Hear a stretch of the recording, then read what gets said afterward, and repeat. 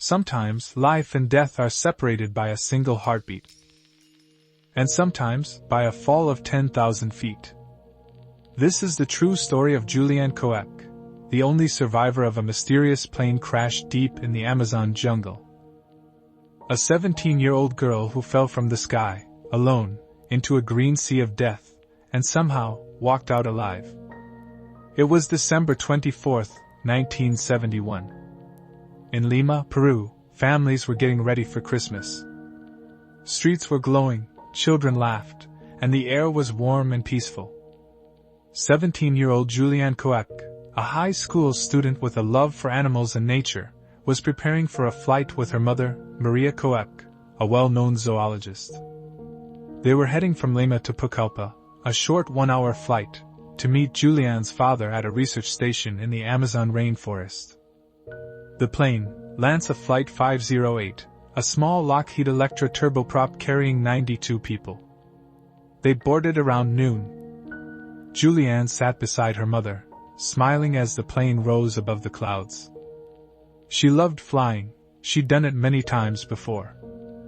No one knew this flight would soon vanish from the sky. 40 minutes into the flight, dark clouds began to gather. Lightning flashed in the distance. The air grew rough, and the plane trembled. The pilot was warned about storms ahead but pressed on. Christmas flights were full, and passengers were eager to get home. Julianne remembered her mother whispering, "It's just turbulence, it'll pass." But it didn't.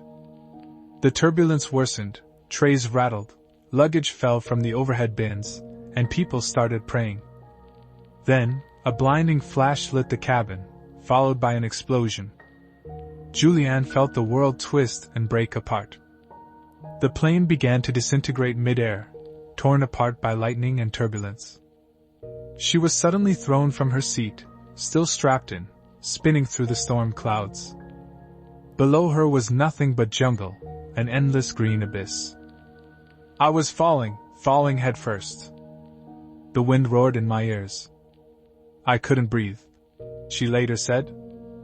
At some point, she lost consciousness. When she woke up, she was lying on her back, staring at the sky. The jungle canopy swayed above her, sunlight filtering through like fireflies.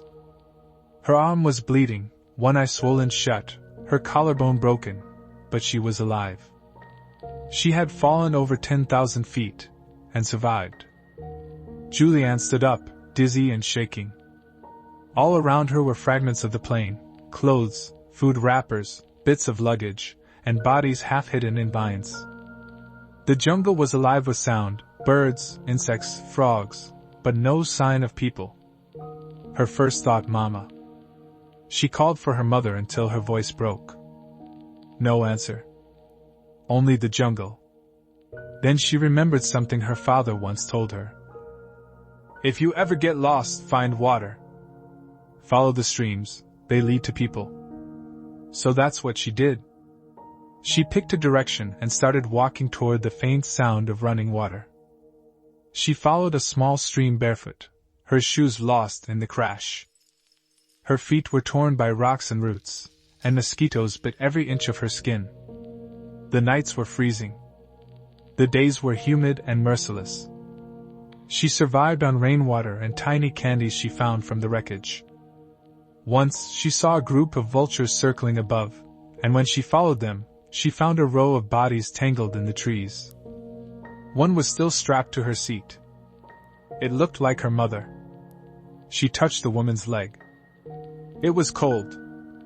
She turned away and whispered, "Rest, Mama. I'll find help." Julianne walked for days, maybe a week, through the jungle's twisted heart. She couldn't tell time anymore.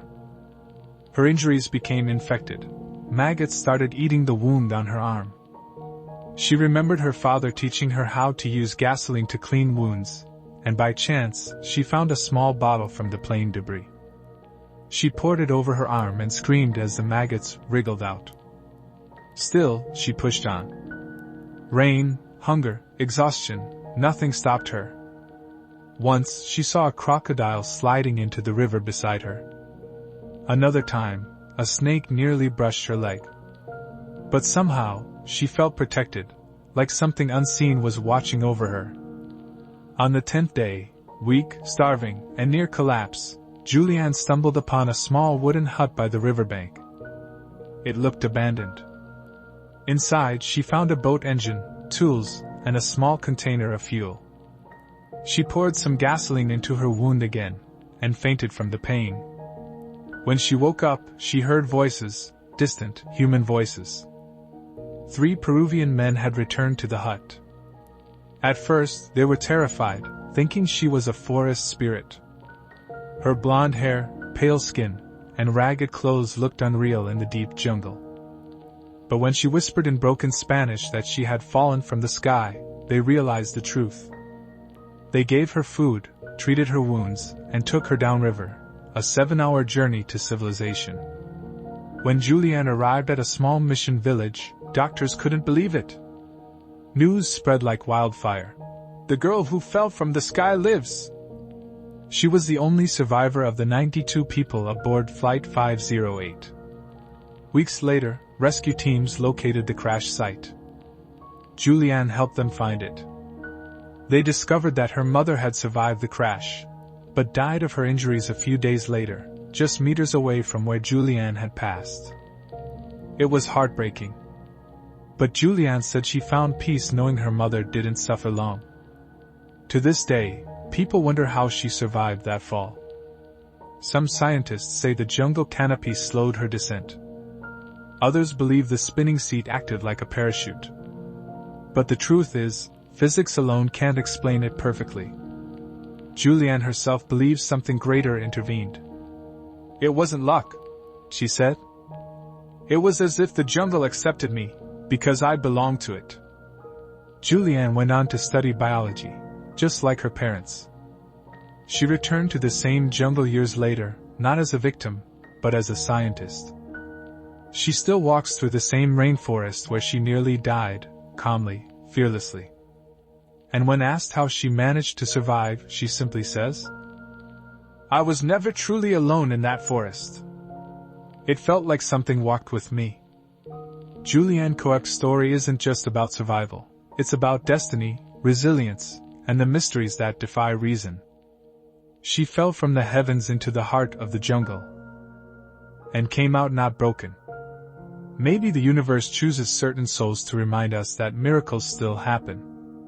If this story moved you, hit like and subscribe to True Mystery Vault.